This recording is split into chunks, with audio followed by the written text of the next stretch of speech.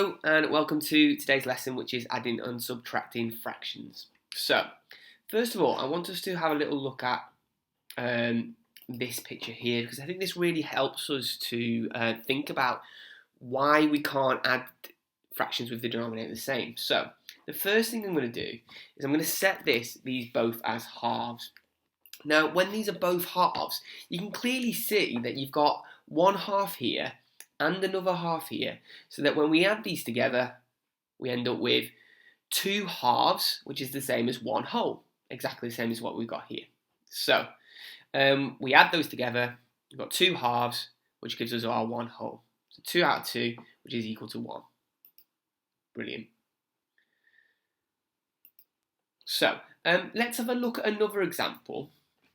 So we're going to have a look now at 1 over 4, so a quarter plus a quarter. Now, when we've got a quarter plus a quarter, what we've got here is we've got this quarter here plus this quarter here. And because they're both split up into the same amounts, we can actually add these together. So these are split up into quarters and quarters. We can then add these together like so. And then we've got 2 quarters. Okay, that's what we've got, which is the same as, simplifying it down, cancelling it down, 1/2. You can see that 1/2 of this is shaded. So let's have a look now at a half and a quarter. Now the problem you have here, which you can clearly see, is that this half here and this quarter, they are split up into different sizes. One split in half and one split into the quarter.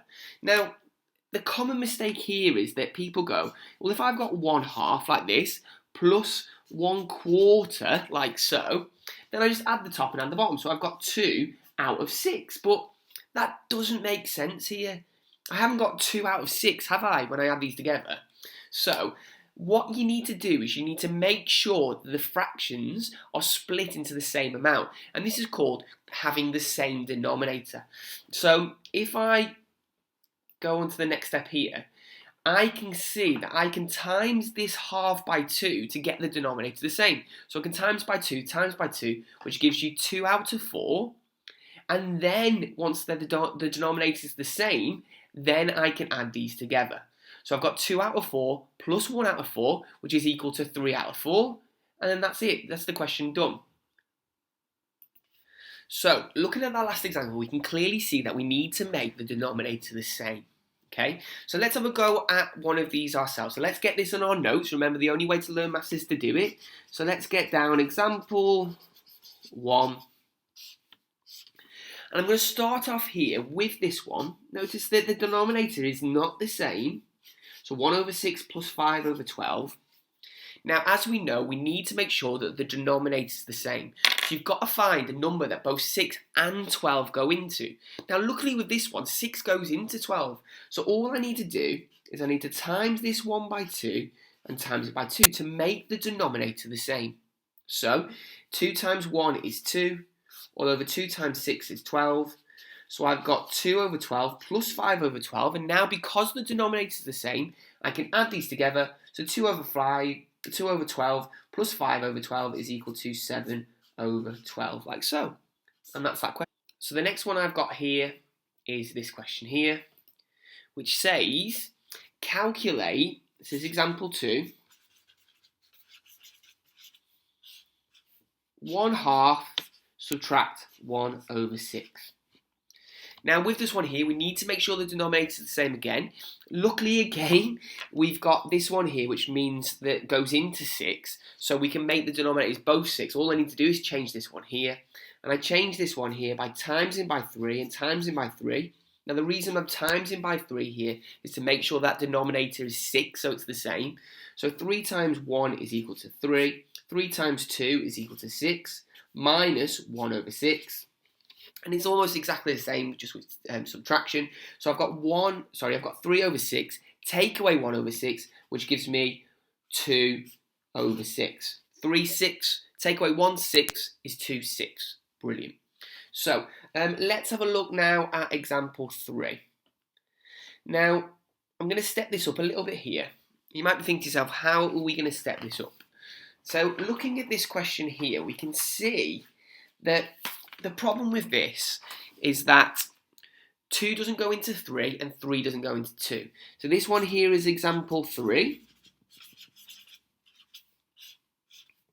So I've got 2 over 3 plus 1 over 2. And 2 doesn't go into 3 and 3 doesn't go into 2.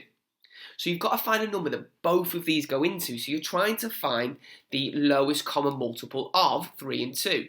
So if I go 3, 6, 9, 12 and 2, 4, 6, the word that I said in both of them was 6. So that's going to be my lowest common multiple. So here, how do I make this denominator into 6? Well, I'm going to times by 2, times by 2.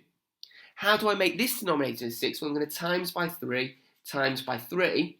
So 2 times 2 is 4. 2 times 3 is 6. Plus 1 times 3, which is 3. All over 2 times 3, which is equal to 6. And that's the whole point here. So now I can do 4, 6 plus 3, 6, which is equal to, so 4, 5, 6, 7 is equal to 7 over 6. Now notice that this question here says give your answer as an improper fraction. So I can leave that like that. It's not asking for it as a mixed number. It's asking it for it as an improper fraction. So that was example 3. Let's have a look now at example 4. So with example 4, here we've got calculate 4 over 7 minus 1 over 6. Now this one's a little bit harder again, and the reason it's a little bit harder again is because 7 doesn't go into 6, 6 doesn't go into 7, and always everybody struggles with the 6 and 7 times table. So this one here is example 4. Remember to get it in your notes. The only way to learn maths is to do it. So I've got 4 over 7 minus 1 over 6. Now, the 7 and 6 times table are tricky. We're trying to find something that both 7 and 6 go into. So I've got to do the 7 times table first of all. And that is tricky. So 7, 14, 21, 28, 35, 42. Okay? Now notice I've stopped there. And the reason I've stopped there is because I've got 6 fingers up, which means that I know that 6 must go into it. Okay? Because 7 times by 6 is 42. And nothing else, 6 doesn't go into anything else, so it's going to be times by 6, and then what do I need to times by 6 to get 42? Well, that's going to be times by 7, and times by 7. So 6 times by 4 is 24. 6 times by 7 is equal to 42, minus 1 times by 7, which is 7, and 6 times by 7, which is 42. And now I can subtract these. So what's 24 take away 7? Well, 24 take away 7. If I'm not too sure, I could do it on the side if I want to. 24 take away 7. I'm going to have to borrow from there. That becomes 14. So 14 take away 7 is 7. And so I end up with 17. So it's going to be 17 over 42. Brilliant. Can't simplify that. So let's just check our answer. 17 over 42, absolutely brilliant. So, let's have a look now at this one. So we are going to step this up a little bit here, and you might be thinking to yourself, how are you stepping it up here? We've got 2 over 5 and 13 over 15, and actually 5 goes into 15, so that's easier. But it's not about the denominators here that make this harder. It's the fact that this part here says give your answer as a mixed number in its simplest form. So at the end, I've got an extra little step. So this one here is example 5. So here I've got 2 over 5 plus 13 over 15. So I've got to make the denominator same.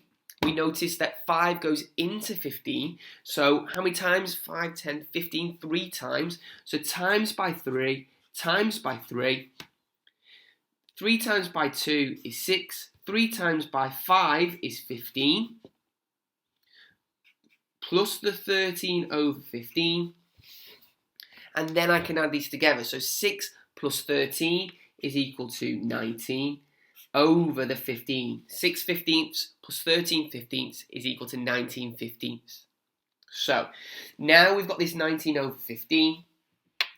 But the question says, give your answer as a mixed number in its simplest form. So I've got to actually write this as a mixed number. So the question here is, how many times does 15 go into 19 and what's left over?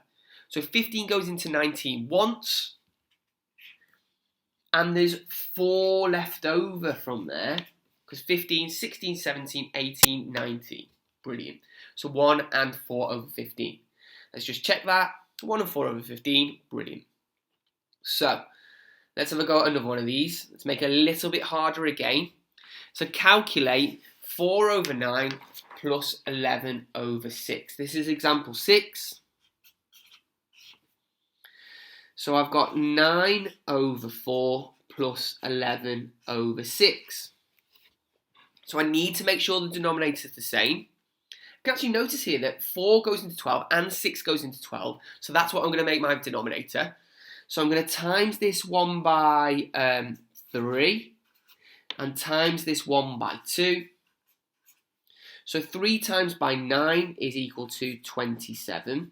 3 times by 4 is 12, which is the denominator that I want, plus 11 times by 2, which is 22, and 6 times by 2, which is 12, making the denominator the same. So 27 twelfths plus 22 twelfths. So I've got to do the 27 plus the 22. I'm going to do it on the side so I don't mess it up. 7 plus 2 is 9. 2 plus 2 is 4. I end up with 49 over 12. Now again, I haven't finished this question because it says give your answer as a mixed number in its simplest form. So I've got to find out how many times does 12 go into 49 and what's left over. Well, 12 goes into 49, 12, 24, 36, 48. It goes in 4 times. And 48, 49 with 1 left over. So 4 and 1 12. Brilliant. Okay, we've got one more example to have a look at, and then we're going to have a go at some ourselves. So this question here says, here in this diagram we have a vegetable garden.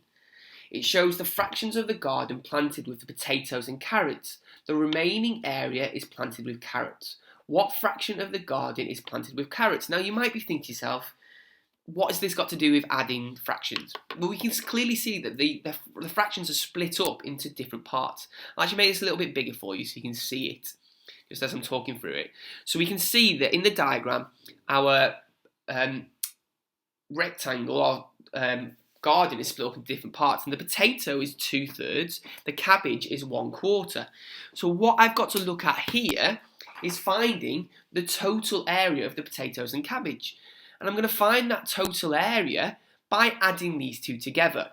Once I found the fraction of the potatoes and cabbage, then I can see what's left over for the carrots. Now this is lots more going on. It is just the same process, but there is so much more going on.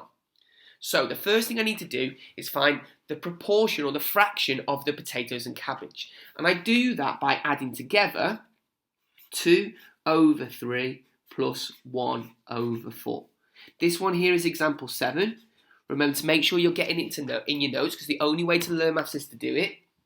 So first of all, let's add these together. I need to make the denominators the same. So to make the denominators the same, I need to make sure, well, what does 3 into 4 go into? Well, they both go into 12. So times by 4, times by 4. This one here, times by 3, times by 3. So 4 times by 2 is 8. 3 times by 4 is 12, making the denominator the same, plus 1 times by 3, which is 3, all over 4 times by 3, which is 12, and then I can add these together. So 8 over 12 plus 3 over 12 is equal to 11 over 12. Now what I'm saying here is that the proportion of the garden which is taken up by the potatoes and the cabbage is 11 over 12.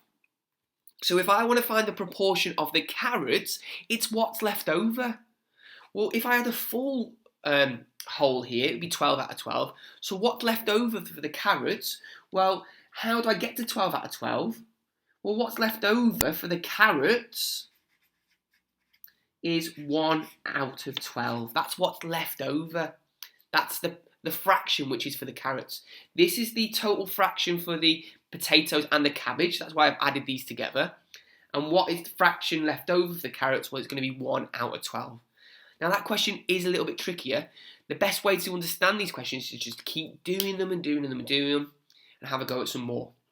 So let's have a go now at some questions. I'm going to put some up here for you to have a little go at. I'll make this big for you so you can see it. So pause now and have a go at those questions. Notice that all of these are past paper GCSE questions. They have come up before in the past. So pause now and have a go at those.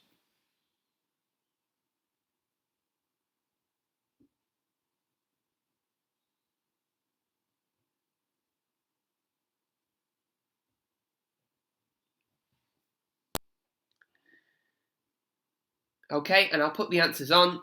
So mark these in green for me.